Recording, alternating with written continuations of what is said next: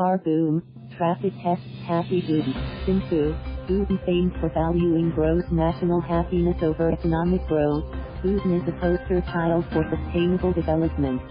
But booming car sales may impact efforts to preserve its rare status as a carbon-negative country, and an increase in traffic is testing the good humor of its citizens. Bhutan has seen a more than fivefold increase in cars, buses and trucks on its roads in the past 2 decades, according to Transport Authority Director General Pemba Wangchuk, with capital Thimphu hardest hit by the influx of vehicles. Phuntsho Wangdi, a media consultant, says the congestion and lack of parking now makes driving stressful in the tiny Himalayan kingdom where there are no traffic lights. I wish there were fewer cars. It wasn't like this before. He adds of life in Thimphu, which is home to half the cars in the country. The nation's economy has grown 7.5% each year in the past decade, according to the World Bank. Officials estimate there is now 1 car for every 7 people in Bhutan, which has a total population of 750,000. But the nation's narrow country lanes and outdated city roads can barely cope. A lack of infrastructure, along with poor driving etiquette, some simply leave their cars parked in the middle of the road, compounds the problem. Every year the number of cars and the number of people are increasing, and the roads have remained the same, and it's a problem for us. Lhendup, a taxi driver, tells Agence France-Presse, AFP. Gridlock misery morning rush hour journeys that once took 5 minutes now take more than half an hour. This may seem a small figure compared to the hours of gridlock faced by commuters in Manila, Jakarta and Bangkok, but it is a step change for the Bhutanese, who say the situation has rapidly deteriorated in the past year. It's chaotic. I eat my breakfast in the car now to save time, says Kuenzang Choden, who drops her 4-year-old daughter at school every day before heading to work. The traffic jams are a sign of the wider economic changes the nation is facing. Bhutan is renowned for prioritizing gross national happiness over GDP, and has captured tourists' imagination as a tranquil, idyllic land, but there are signs of malcontent.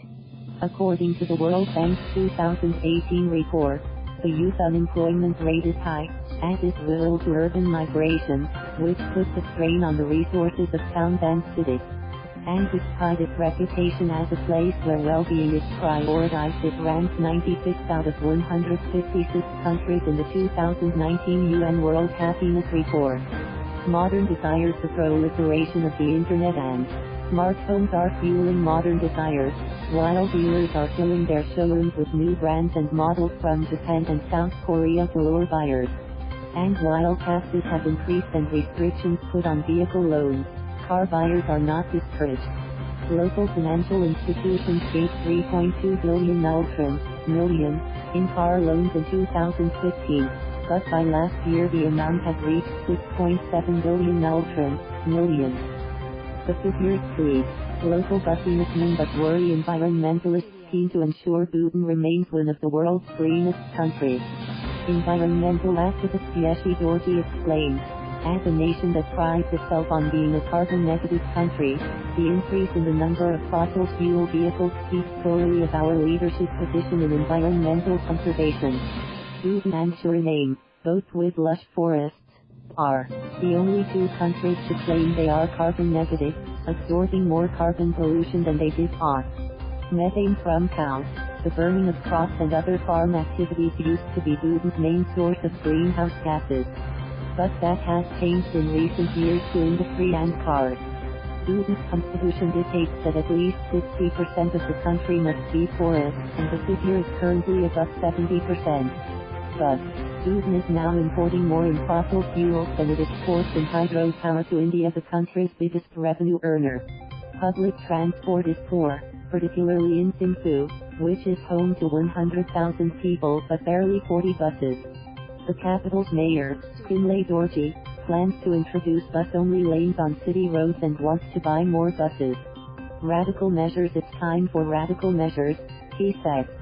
We have to make public transport more attractive and discourage owning cars, he adds, warning that unless action was taken, Thimphu risks grinding to a standstill.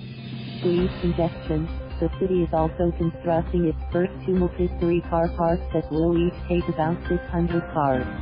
Thank you for watching. Please subscribe.